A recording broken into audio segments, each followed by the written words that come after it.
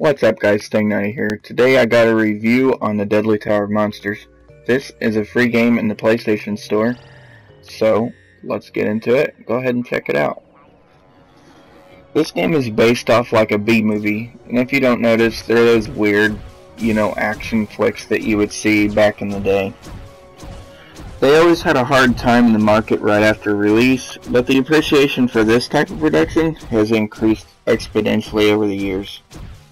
While far from not being masterpieces, they influenced not only other movies, but also video games that have tried replicating their unique feel.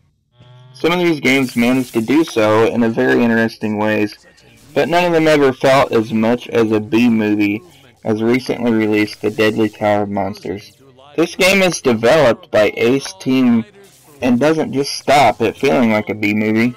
It is a B-movie, or rather a DVD release of a B-movie, complete with director's commentary. As you can tell, the commentary is very cheesy.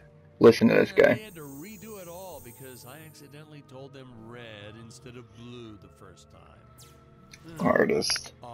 Now, The Deadly Tower of Monsters stars Dick Starspeed, an intrepid space explorer who finds himself stranded on the planet Grovoria, a planet ruled by a tyrannical emperor. Following Dick's unwilling involvement in a battle between two opposing factions of apes, the explorer makes the acquaintance of Scarlet Nova, which is this character right here. Being the good man and unable to ignore a beautiful woman in need, Dick joins Scarlet Nova in her quest to overthrow her father, which is the tyrannical emperor, and put an end to his tyrannical rule.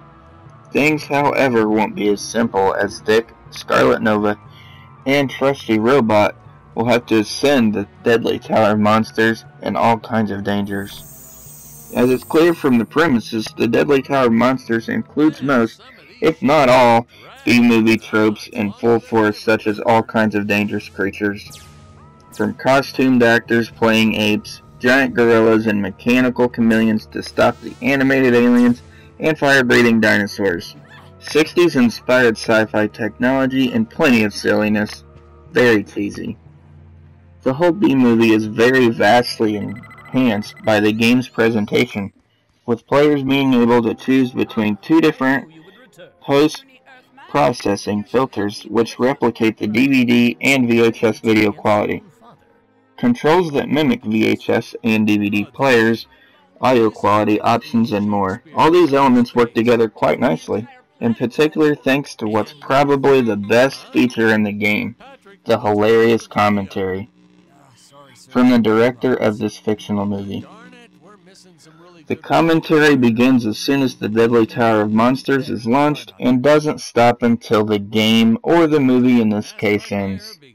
The commentary is truly hilarious, but very cheesy. The director, Dan Smith, is reminiscing about all the movie's films, low-budget issues, how progressive he was at the time to make the woman rescue a man in movie. Now, he doesn't get the appeal of lens flare with fingerprints appearing on the screen when he tried to clean the camera lens, and much more. The Deadly Tower of Monsters story is obviously nothing to write home about, but the commentary elevates the experience to a whole new level, even with the game's flawed experience. Unfortunately, there aren't a whole lot of reasons to play this game. Outside hearing the director's commentary, the game is rather a standard top-down action adventure game with twin-stick shooters. The experience would have been much better if everything wasn't so clunky. Correctly aiming with melee attacks and short weapons without getting damaged is a real challenge.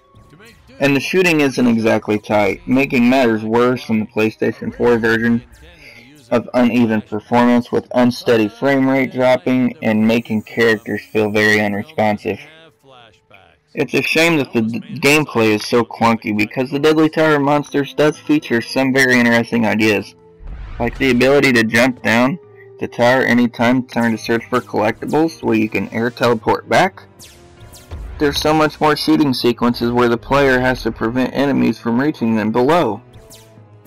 Even the features meant to make this experience deeper, such as multiple player characters and unique special powers upgradings, multiple melee and ranged weapons, a level up system with selectable perks from each level, fall short and feel almost superfluous.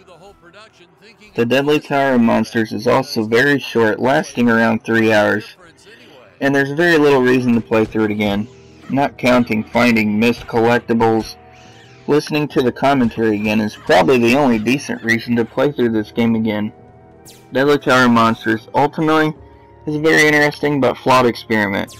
The game from Ace Team manages to capture B-movie atmosphere and aesthetics perfectly, but fails to provide a true compelling gameplay experience due to a flawed execution of many of its mechanics. The Deadly Tower of Monsters does quite well, so more than few players will find plenty to like in it. So, would I recommend you get this game? If it's free in the PlayStation Store, go ahead. I wouldn't recommend you buy it. But it's a decent game to play, just a few hours to play through. If you're a trophy hunter, there is a little bit of collectibles that you can go collect the trophies. Other than that, not really. I'd give this game probably a 4 out of 10. Anyways, thank you guys for watching, and we'll see you all next time. Peace.